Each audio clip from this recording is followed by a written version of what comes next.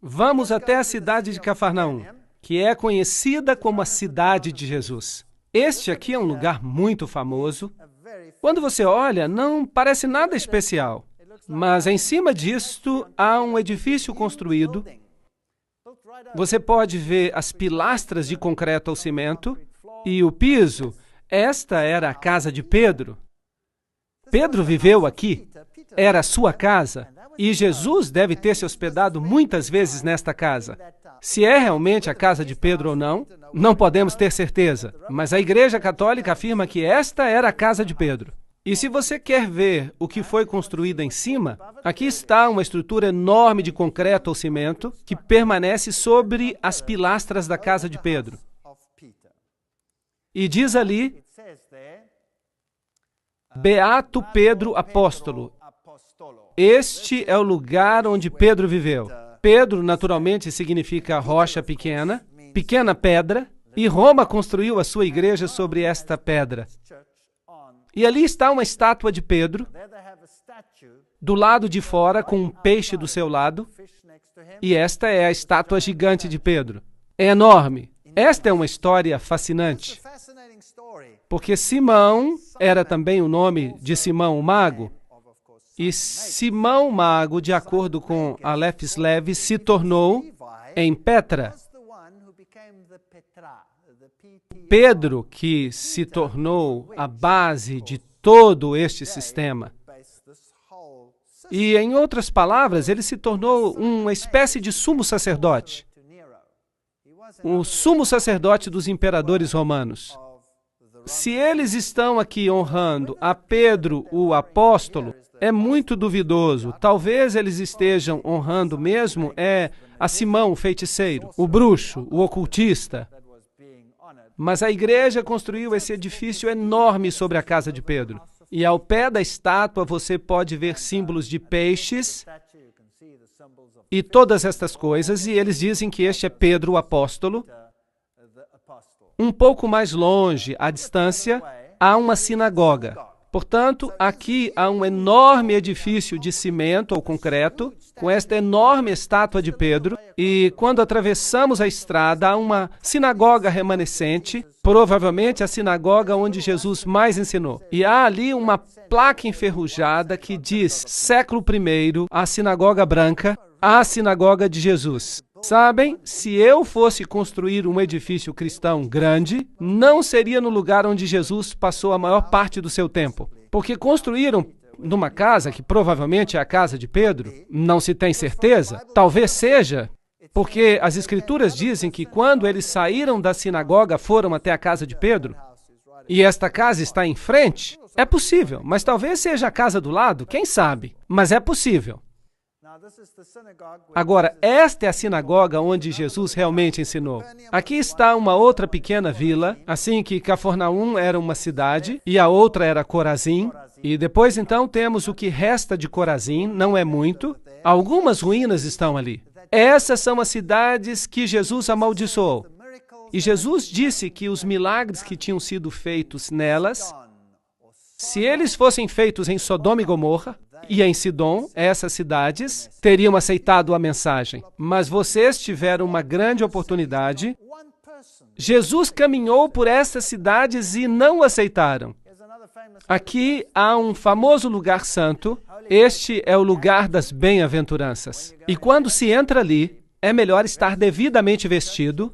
Esta é a igreja das bem-aventuranças, um lugar muito famoso. E o Papa João Paulo II esteve ali 2 vezes. E aqui temos um conclave. E este é o campo. Este é o campo onde provavelmente Jesus pregou o seu primeiro sermão. Este é um sermão impressionante. Este é o sermão mais complicado, mais sublime que um dia a humanidade ouviu pregar. E a maioria das pessoas hoje menciona este sermão equivocadamente. Em extremos terríveis. As bem-aventuranças, Mateus 5, 3 a 10. Jesus começou dizendo, bem-aventurados os pobres. A palavra para bem-aventurado é makarios, que se refere a uma bênção celestial. Uma bênção que só pode vir de uma fonte divina. Que bênção enorme! E a palavra para pobre, em grego é pitokos, que se refere a uma pobreza absoluta. Nada mais do que uma pobreza absoluta. Nem 2 moedas sequer. E ele começa o seu sermão, e os judeus estão sentados ali há centenas, à espera de que ele se anuncie como Messias. Que diga, eu sou o Messias. Vocês são o povo escolhido de Deus. E eu vim para livrar vocês do jugo romano. Vocês se levantarão e serão os maiores no reino dos céus. Era isso que eles esperavam. Mas o que é que Jesus cita nas suas primeiras palavras como Messias? Bem-aventurados os pobres. Existem várias palavras para pobre no grego, mas ele usou uma que descreve uma extrema pobreza. Em vez de grandeza e riqueza e maravilhas, qualquer objetivo ao qual quisessem se aplicar deve ser o de pobres de espírito, porque deles é o reino dos céus. E a segunda bem-aventurança foi, bem-aventurados os que choram. Eles queriam alegrar-se, eles não queriam chorar. E a palavra para chorar, e há diversas palavras para chorar em grego, mas a palavra grega, penteo, significa chorar com absoluta tristeza. Como, por exemplo, a tristeza que você poderia ter ao perder um filho único. Esse é o tipo de dor. Bem-aventurados os que choram com este tipo de dor, porque eles serão consolados. Bem-aventurados os mansos, porque herdarão a terra. Esta é uma mansidão de humildade, que não é possível descrever em palavras humanas. E bem-aventurados os que têm fome e sede de justiça, porque eles serão fartos. E, novamente, a palavra fome é o tipo de fome que alguém sente depois de vaguear no deserto por dias e dias sem comida ou água. Este é o tipo de fome e o tipo de sede. O que Jesus está fazendo aqui? Ele estava tentando chocar o seu público. Estava tentando dizer algo diferente do que eles esperavam. O que ele estava querendo fazer aqui era lhes mostrar o caminho cristão. E é isso que ele está explicando. Ele está dizendo, bem-aventurados são os pobres de espírito, porque deles é o reino dos céus. Em outras palavras, aqueles que percebem a sua fraqueza, aqueles que percebem que não têm nada a oferecer, venham a Jesus sem nada para oferecer. Eu não posso dizer, Senhor, eu tenho aqui um dinheirinho, eu posso comprar o meu caminho para o céu. Eu não tenho nada. Estou em pobreza absoluta. Não tenho nada a oferecer. Só uma vida manchada pelo pecado. Isso é tudo que eu tenho. Assim, eu preciso chegar ao ponto em que eu perceba a consciência de que sou pobre e não tenho nada a oferecer. Então, o próximo passo é abençoar os que choram, porque eles serão consolados. Não tenho apenas que perceber que não há nada que eu possa fazer como um indivíduo contaminado pelo pecado, mas devo experimentar a tristeza. Por quê? Pelo pecado. Devo experimentar uma tristeza pelo pecado e eu preciso olhar para o Filho de Deus. Devo sentir a tristeza, devo sentir o arrependimento e devo dizer, Senhor, perdoa-me. Lamento pelo que fiz. Um arrependimento genuíno é o passo seguinte na caminhada cristã. Bem-aventurados os mansos. Depois que você percebe a sua fraqueza, uma vez que você percebe que você é o responsável pela morte do Filho de Deus, uma vez que você tem experimentado uma tristeza verdadeira, não há mais tempo para você ficar em um alto pedestal pensando que é melhor do que os outros. É hora de descer e experimentar a humildade. E saber que os outros e Deus são melhores do que você. É um caminho muito difícil para a humanidade viajar nele. É o contrário de todas as emoções humanas. Bem-aventurados os que têm fome e sede de justiça, porque serão fartos. A caminhada cristã não termina quando percebemos que somos pecadores, ou quando estamos tristes e humildes. ela tem que continuar em um processo conhecido como santificação. Significa, Senhor, muda o meu caráter perverso. E Paulo diz, eu preciso crucificar o velho homem cada dia e devo pedir a Deus para me transformar. E eu tenho um modelo perfeito que é Jesus Cristo. Por isso devo dizer, Senhor, transforma-me à tua imagem, que eu possa realmente refletir a ti. Desejo ser como tu és e menos como eu. Porque realmente eu me encontro numa situação bastante lamentável. Esta é a caminhada cristã. Mas qual é o passo seguinte? Depois de fazer isso, então você poderá ser misericordioso, porque está escrito, alcançarão a misericórdia. Percebem? Nós temos a tendência de pensar que nós somos melhores do que os outros. E por isso nós nos tornamos críticos. Um dos maiores problemas da igreja é o senso crítico, não é verdade? Você sabe que aquela pessoa faz uma coisa ou outra e você sabe que aquele jovem está metido em drogas. Quer dizer, o que você esperava? Afinal de contas, os pais dele são assim, o assado? Em vez de você saciar a fome, olhando para si mesmo, olhe para você mesmo, veja quão miserável você é. Mas você pensa que eles são piores do que você. Por quê? Porque você não tem piedade e compaixão por eles. Do mesmo jeito que Deus teve piedade e compaixão de você. Não é isso do que se trata? Por isso Jesus diz que uma vez que você tenha chegado a esta estrada, uma vez que você tenha experimentado o arrependimento, uma vez que você tenha sentido tristeza pelos seus pecados, e uma vez que você tenha descido do seu pedestal, uma vez que você tenha pedido a Deus que o transforme e seja misericordioso, então você conseguirá ser misericordioso e ter compaixão daqueles que não tiveram a mesma oportunidade de compreender o que você compreendeu. Bem-aventurados os misericordiosos. E em seguida, bem-aventurados os puros de coração, porque eles verão a Deus. Lembro-me quando vim para esta igreja, eu vim do mundo. Eu era muito mundano, usava palavras ásperas. A universidade é muito dura e você tem que lutar para chegar ao topo. E a minha mente estava cheia de lixo. Mas eu disse a Deus, tu sabes que eu não quero ter mais uma mente como eu tenho. Então, Deus, ajuda-me a limpar a minha mente, a desenvolver bons pensamentos, onde agora eu só tenho maus pensamentos. Este é um processo de santificação. O cristianismo não é apenas conhecer Jesus.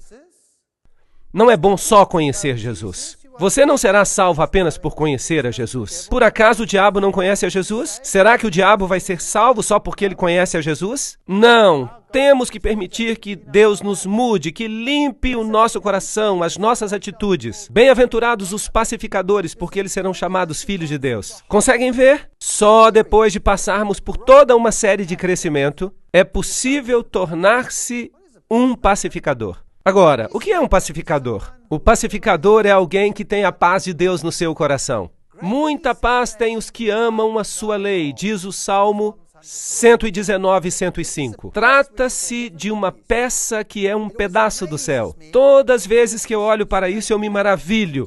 Às vezes os políticos tomam esta frase e a aplicam a si mesmos. Eles se dão grandes prêmios sem terem passado por qualquer uma dessas etapas da vida cristã. Mas eles não são pacificadores, porque um pacificador é alguém que fez as pazes com Deus. Aí é um pacificador. Bem-aventurados os que sofrem perseguição. Não é incrível? Por causa da minha justiça, porque deles é o reino dos céus. Qual é a última coisa que o Senhor menciona aqui? Qual é a última bem-aventurança? Benditos os que são perseguidos. Em outras palavras, se você passar por este processo, se você sentir tristeza pelo pecado, se você pedir perdão, se você permitir que o Senhor lhe mude a vida e o coração, se você estiver disposto a descer do seu pedestal, e se quiser a paz de Deus no seu coração, isso será uma irritação para o mundo. Então vão perseguir você. Isso é uma garantia. E este é o processo de caminhada cristã, totalmente oposto ao que o homem apresenta no mundo hoje em dia.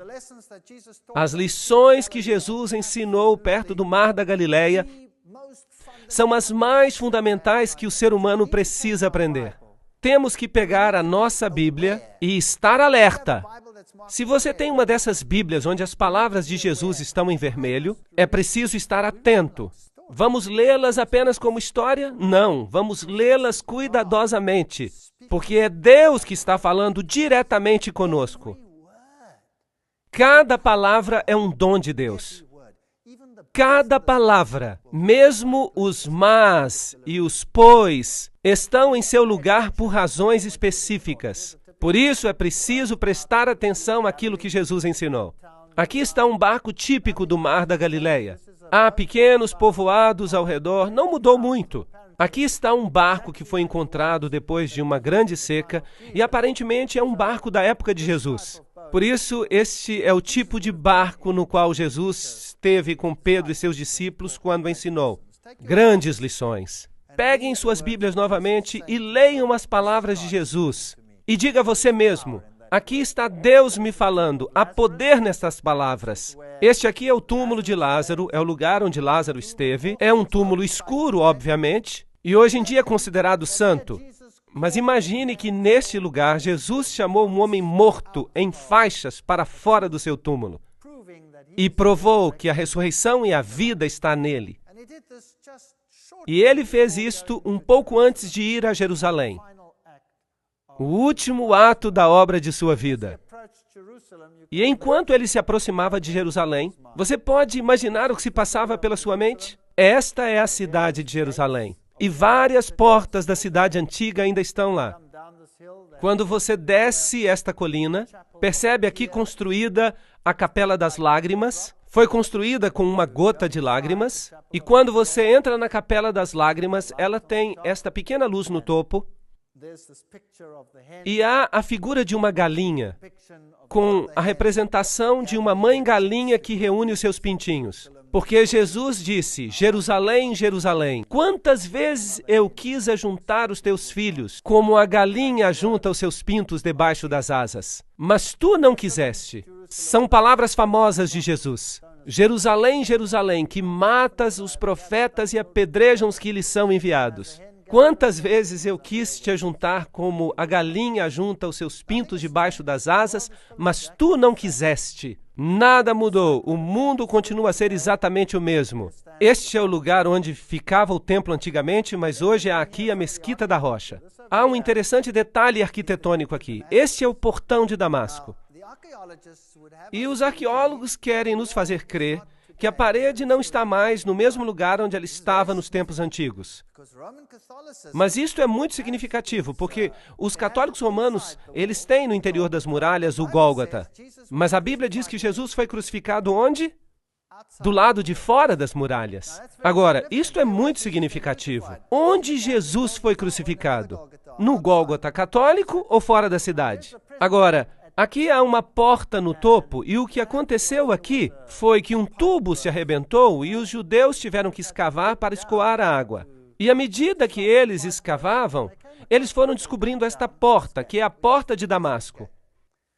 E você pode perceber que ela está justamente abaixo, em frente da nova porta. Portanto, é óbvio que o muro deve ter sido feito no mesmo lugar, certo? Portanto, isto é muito interessante. O muro está no mesmo lugar. E quando você entra neste lugar, esta é a porta de Damasco. E estas devem ser as pedras por onde Jesus andou e também onde Paulo caminhou. Portanto, se você caminha aqui, você está caminhando exatamente no lugar onde Jesus caminhou. E esta é a porta de Ulda. São portas fascinantes. Portas do Sul, conhecidas como Portas de Ulda, que praticamente não existiam até recentemente. Foram construídas no período do Segundo Templo. Ou seja, no primeiro século. Eu não gosto muito de usar AEC antes da Era Comum. Até o primeiro século CE, ou seja, Era Comum.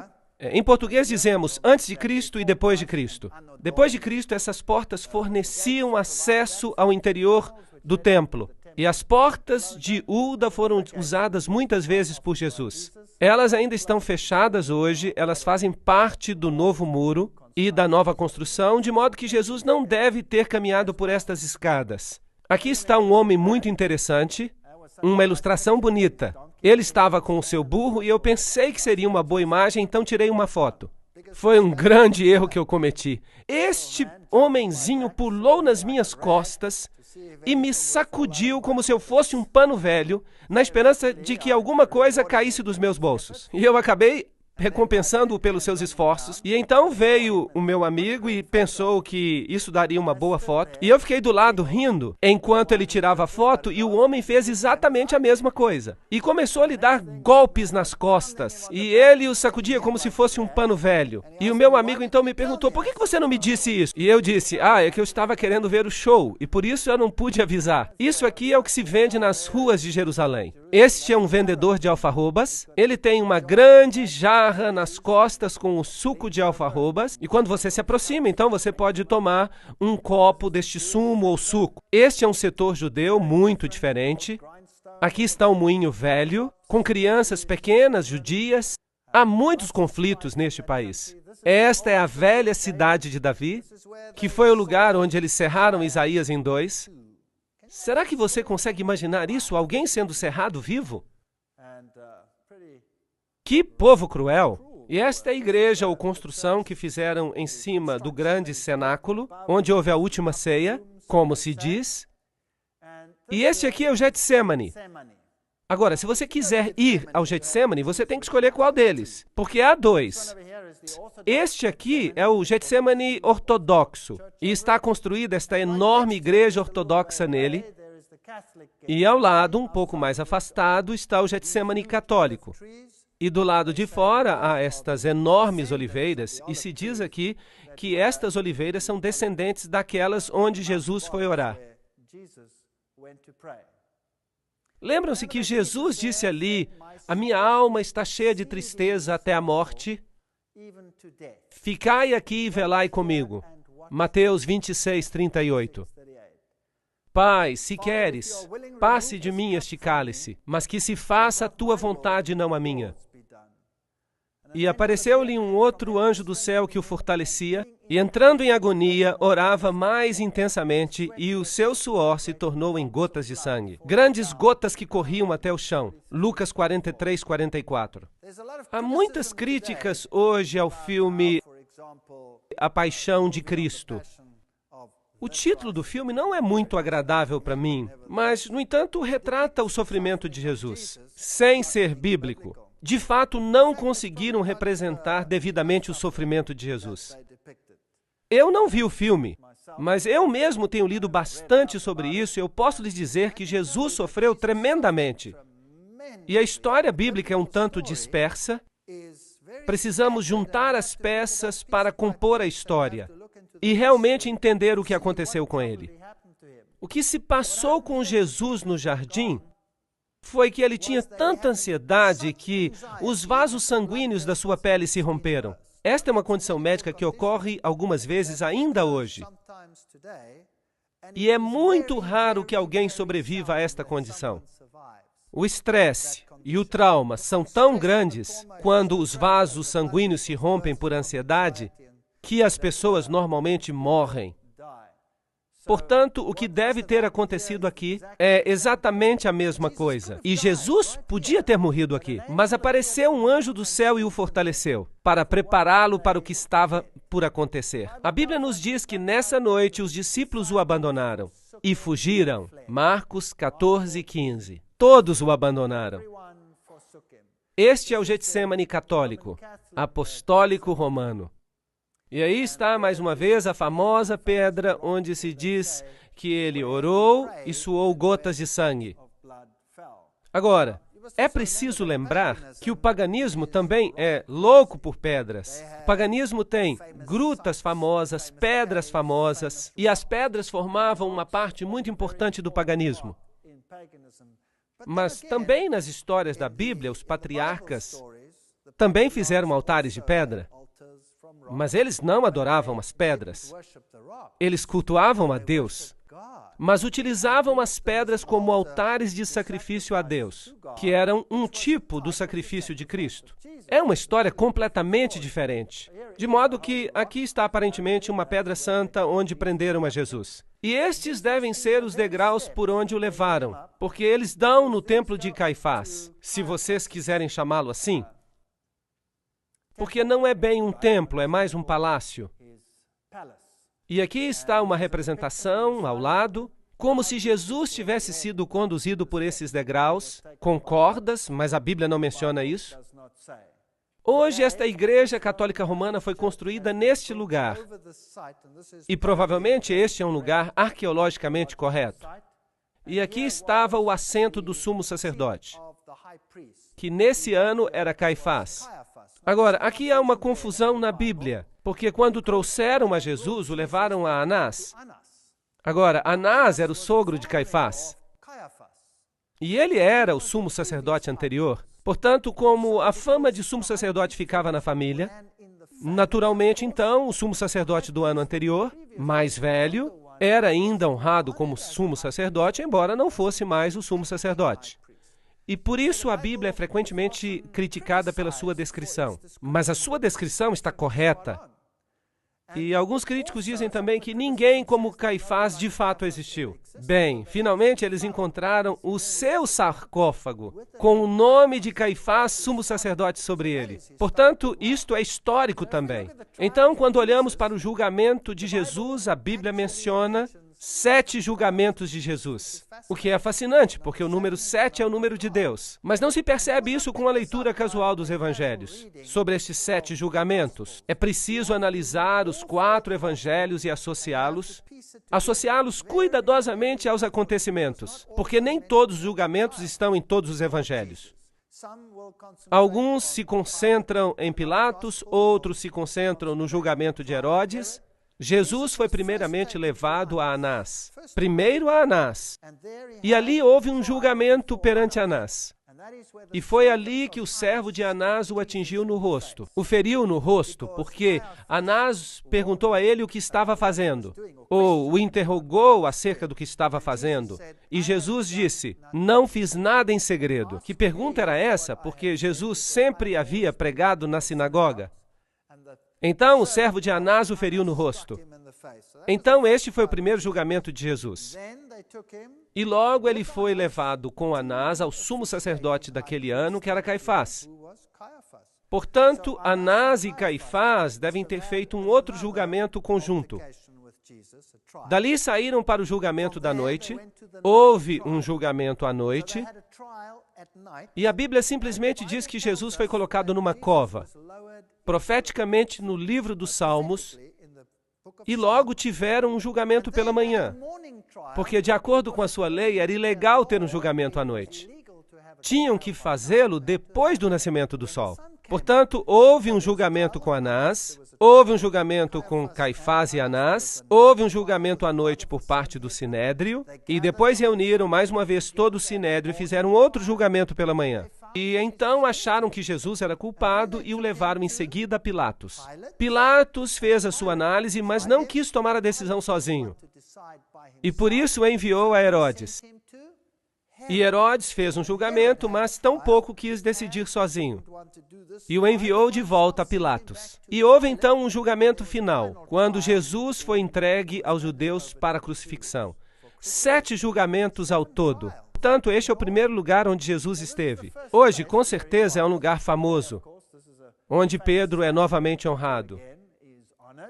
E Maria, com a imagem de uma deusa.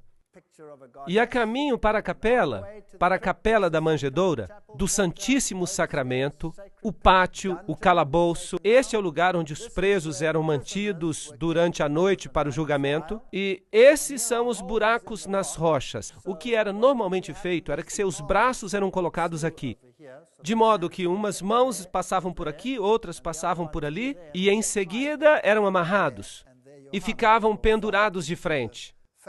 Agora, se os judeus consideravam que alguém era culpado, eles tinham o direito de castigá-lo com açoites. Mas a pena capital, a pena de morte, era um direito exclusivamente romano. Eles precisavam obter permissão dos romanos. Isso era uma lei romana. Mas César lhes permitia castigar com açoites aqueles a quem consideravam culpados. 3 chicotadas pela frente e 3 chicotadas pelas costas. E eles consideraram a Jesus culpado, como a Bíblia relata, e impuseram nele cerca de 26 chicotadas no peito. É possível. embora a Bíblia não mencione. E aqui está um calabouço, onde eles deixavam as pessoas e eram colocadas ali nuas. E aqui estão algumas cruzes bizantinas na parede, o que mostra que os primeiros cristãos reconheciam este lugar. A pessoa então era baixada a este calabouço. Em outras palavras, ficava em escuridão total. Um salmo diz, e me baixaram a um poço. Portanto, isso é o que deve ter acontecido com Jesus, enquanto ele esperava ali, durante toda a noite pelo julgamento da manhã, até ser convocado. Hoje você pode entrar nesse poço. Você pode observá-lo. Ali, após o julgamento da manhã, ele foi levado a Pilatos, e dali foi colocado nesta prisão enquanto aguardava o julgamento. Posto aqui embaixo, e depois foi julgado e considerado inocente por Pilatos.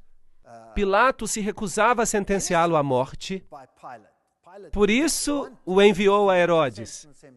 Escarneceram dele, lhe deram uma capa.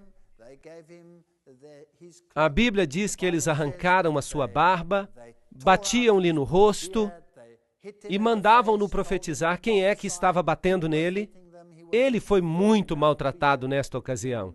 Este é o lugar onde exatamente Pilatos o condenou. Aqui ainda se podem ver os jogos romanos no chão, e foi neste ponto que Pilatos disse as famosas palavras, Ecce homo, eis o homem. E ali estava ele com a coroa de espinhos na cabeça, ele já havia sido espancado.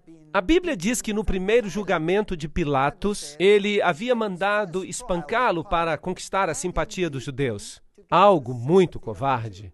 Agora, os açoites romanos eram constituídos de 40 chicotadas menos uma. Então, eram amarrados numa pilastra e lhe davam 40 chicotadas menos uma. E o chicote que eles usavam tinham inúmeras cordas com pontas de metal e pedaços de pau. De fato, muitas pessoas que eram condenadas a esses açoites morriam ao ser açoitadas, somente por causa dos açoites, porque as chicotadas abriam rasgos na pele, rasgavam a carne da pessoa. E os registros dizem que, às vezes, as pessoas que recebiam os açoites tinham as suas entranhas expostas, ficando dependuradas neles. Assim que este era um castigo terrível. E, em seguida, há uma outra possibilidade de que ele tivesse sido açoitado 2 vezes. Porque quando ele foi considerado culpado no final e sentenciado à crucifixão, então era comum que se açoitassem a pessoa antes de crucificá-la. A Bíblia faz referência a isso, mas não explica se Jesus foi açoitado 2 vezes. Mas é possível que tenha acontecido. Os críticos também alegam que Pilatos não existiu. Aqui está uma inscrição que foi encontrada e ela diz categoricamente que Pilatos foi o procurador no tempo de Tibério. Assim que, biblicamente e arqueologicamente, não há maneira alguma que possa fazer com que a história bíblica seja negada. De modo que algumas pessoas descrevem os açoites dessa forma. Outras pessoas descrevem os açoites como se Jesus estivesse agachado sobre uma pilastra horizontal e que o castigavam dessa forma. E a Bíblia diz que quando colocaram uma coroa de espinhos sobre a sua cabeça e colocaram uma vara na sua mão, tomaram-lhe a vara e golpeavam com ela a sua cabeça. E a expressão grega usada é que ele foi golpeado inúmeras vezes, de modo que o sofrimento de Jesus foi enorme. A Bíblia, de qualquer forma, descreve que ele foi ferido, e a ferida que ele tinha era uma ferida enorme. Era uma chaga grande, de cima a baixo. Portanto, Jesus sofreu como nenhum outro homem havia sofrido. Por nenhum outro homem ou por nenhum outro ato criminoso na história da humanidade. E se Deus não houvesse enviado um anjo para fortalecê-lo, ele não teria conseguido. E foi por isso que, enquanto ele pendia na cruz, ele perdoou a todos aqueles que tinham se envolvido na execução da sentença.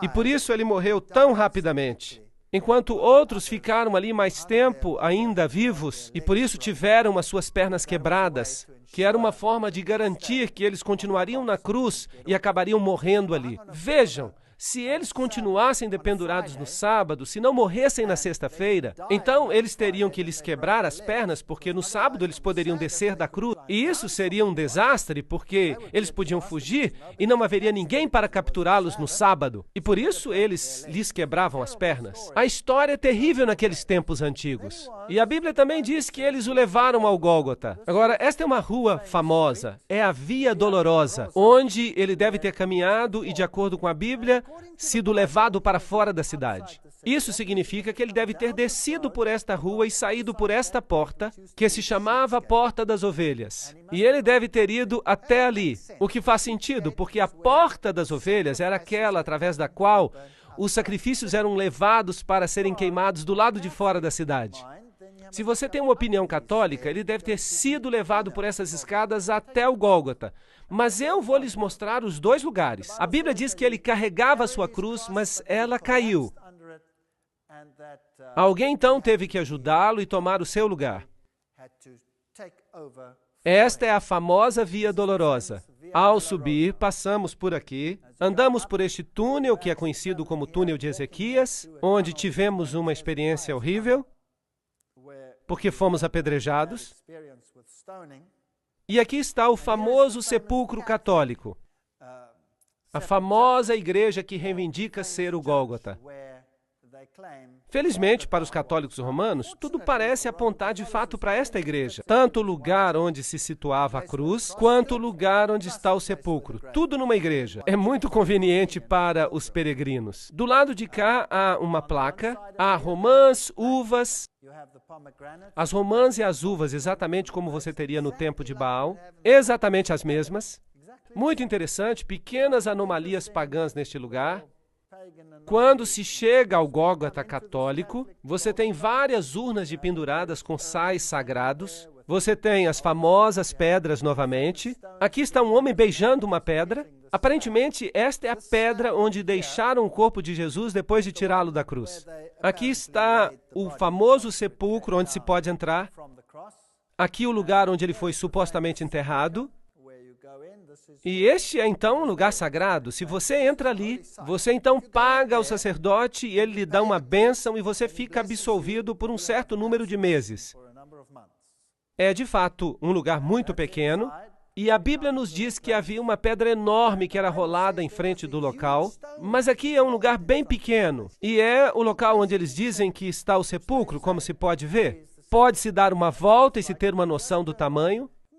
Percebem-se aqui as velas e é tudo muito pequeno, isso é tudo. Isso é tudo que há para ver. Se você subir as escadas da igreja, então você chega a um local onde as pessoas ficam muito reverentes. E aí estava o Gólgota. E eles têm todas essas estátuas de Jesus com Maria e as mulheres à volta e muitas outras, com ouro, prata e brilho. E há um lugar bem aqui onde dizem que se encontrava a cruz. Agora, há um outro Gólgota ortodoxo, e dentro da mesma igreja você pode escolher se você quer colocar o dinheiro num lugar ou no outro. Você pode escolher. E quando você entra nesse lugar, então você tem uma bênção especial. Algo que ninguém gostaria de perder. Por isso, eu e o meu amigo fomos ver o que era. E aqui está uma pedra que eles dizem ser a Pedra do Gólgota. Logo ali na igreja, eles dizem que esta é a caveira. Portanto, este é o famoso Gólgota católico romano que recebe a maioria dos peregrinos do mundo. Se você sair pela Porta das Ovelhas, que hoje se chama Porta do Leão, mas no tempo antigo se chamava Porta das Ovelhas, se você sair, e lembre-se que o muro está provavelmente no mesmo lugar onde estava o muro antigo, segundo a arqueologia, então você tem um problema, porque este Gólgota católico está dentro da cidade. Mas a Bíblia diz que ele foi crucificado fora da cidade. A salvação é para todos. Não é só para uns poucos selecionados dentro da cidade. E assim, quando você sai, você vê esta pedra enorme, que ainda hoje tem o rosto de uma caveira nela, e em cima hoje há um cemitério muçulmano, e é chamado o lugar da caveira. De fato, isso era uma pedreira. Fascinante. Esta é a pedreira de onde Salomão havia cavado as pedras que ele usou no templo. Fascinante. Na verdade, todo este vale, e ele é parte de uma montanha que continua desde a direita até a esquerda, e que finalmente formou o monte onde estava o templo. E é provavelmente neste lugar onde Abraão provavelmente simulou um tipo de morte do Filho de Deus, através do sacrifício que ia fazer de Isaac. Mas Deus disse, você não tem que prover o seu filho, eu vou enviar o meu. E este é de fato o mesmo monte. Que fascinante! Assim que faria sentido que Jesus morresse no topo dessa colina. Deus é amor. Porque Deus amou o mundo de tal maneira que deu o seu Filho unigênito, para que todo aquele que nele crê não pereça, mas tenha a vida eterna. João 3,16. Fora, bem próximo, na base da montanha, está uma tumba com um jardim. E em seguida tomaram o corpo de Jesus e o envolveram com linho e especiarias, da maneira como os judeus costumavam sepultar. E nas proximidades do lugar onde foi crucificado havia um jardim, e no jardim havia um sepulcro, que nunca havia sido utilizado para enterrar a ninguém. Isso é o que a Bíblia diz. Portanto, é totalmente diferente do local que está dentro da cidade. Portanto, há um jardim fora da cidade, e ainda hoje este belo jardim existe, mas a palavra jardim na Bíblia significa uma espécie de fazenda, um vinhedo, e aqui há um velho lagar para uvas, portanto faz sentido, e ainda hoje é um belo jardim. E ali, após escavarem para a construção de uns edifícios, eles descobriram este lugar. E vejam, é interessante observar que aqui há algumas tumbas, e em frente aos túmulos há um pequeno muro, e fizeram um sulco, e colocaram uma pedra redonda para que pudessem rolar à frente da tumba. E se você olhar para baixo, também pode olhar para dentro da tumba, para o outro lado, e há uma tumba que foi um pouco escavada. Portanto, ela ainda não estava concluída. A Bíblia diz que a tumba não estava ainda acabada e que ninguém havia sido enterrado ali. E a Bíblia diz que os discípulos se agacharam para ver o que estava lá dentro, para que pudessem olhar. E eles podem ter olhado por aqui e passado por aqui e veriam que a tumba estava vazia. Portanto, isso se encaixa perfeitamente com a descrição bíblica. Também neste jardim há esta erva, ela cresce por aqui, dela fazem uma droga que pode anestesiar, e era misturada com vinho, e assim anestesiavam as pessoas enquanto elas estavam na cruz, mas Jesus se recusou a beber dela. E este é um pastor metodista que ministra neste lugar. Esta é uma pedra típica. Este é o túmulo de Herodes, um dos poucos sepulcros intactos deste tipo hoje. O de Jesus era provavelmente similar. Portanto, aqui é provavelmente o lugar do jardim da tumba. Há um pequeno sulco à frente onde teria estado uma grande pedra redonda que teria sido removida. Isso faz muito mais sentido para mim do que o outro Gólgota. E dentro se vê que as pessoas de fato acreditam que é um lugar santo. E por isso elas vêm aqui para orar e ser reverentes. Tudo bem, mas está escrito aqui, ele não está aqui, ele ressuscitou. E isso para mim é o âmago da questão. Ele não está aqui, ele ressuscitou. O meu Deus, eu não tenho que buscá-lo num lugar sagrado ou entrar em algum buraco. Ele ressuscitou. Posso falar com ele aqui mesmo. Posso caminhar com ele onde quer que eu esteja, porque ele me pode ouvir. Porque ele é a ressurreição e a vida. Quem crê em mim, ainda que esteja morto, viverá. João 11:25. Porque pela graça sois salvos por meio da fé. Efésios 2, verso 8. Sabem, uma religião que se baseia em formalidades é muito vazia, uma vez que se tenha experimentado a Jesus Cristo. Aqui está o Monte das Oliveiras, a Capela da Ascensão, uma pequena capela, e aparentemente este é o lugar de onde Jesus subiu aos céus. E esta aqui é a famosa Porta de Ouro. Ela está entijolada e bem lacrada, e do outro lado há uma escada que leva para o topo do monte, onde está a Mesquita da Rocha. E aqui estão as sepulturas dos homens mais ricos do mundo muçulmano. E eles acreditam que quando Jesus voltar, e ele virá para cá, e essas portas de ouro então irão se abrir. Bem, eles não acreditam que é Jesus. Para eles é Enamadi, o Messias. Bem, então para os judeus é o Messias, para os cristãos é o retorno de Jesus. E então esta porta se abrirá. Então, de fato, todos aqueles que estiverem aqui, porque tiveram muito dinheiro para comprar estas tumbas particulares, eles então serão os primeiros a ser ressuscitados e eles serão os primeiros a entrar neste lugar. É conveniente. Você acha que vai funcionar assim? Se eles tivessem estudado as bem-aventuranças, eles saberiam o que é necessário para ver Jesus. Temos que sentir tristeza pelos nossos pecados, temos que nos arrepender, temos que lamentar e temos que pedir a Jesus para nos mudar e temos que voltar à harmonia com Ele e com seus princípios. Então, nós não precisamos desta porta. Temos uma outra porta, e é uma porta que tem pérolas sobre ela, a porta de uma Jerusalém celestial construída por Deus. Eu não sei se haverá muitos na primeira ressurreição que vão estar aqui. Não quero julgar isso, porque só Deus pode julgar. Mas aqui estão todos esperando um reino terrestre. Eu não estou à espera de um reino terrestre. Eu estou à espera de uma Jerusalém celestial. Apesar desta Jerusalém aqui ser muito interessante. Esta é a Mesquita da Rocha. Este é o local onde o templo será reconstruído.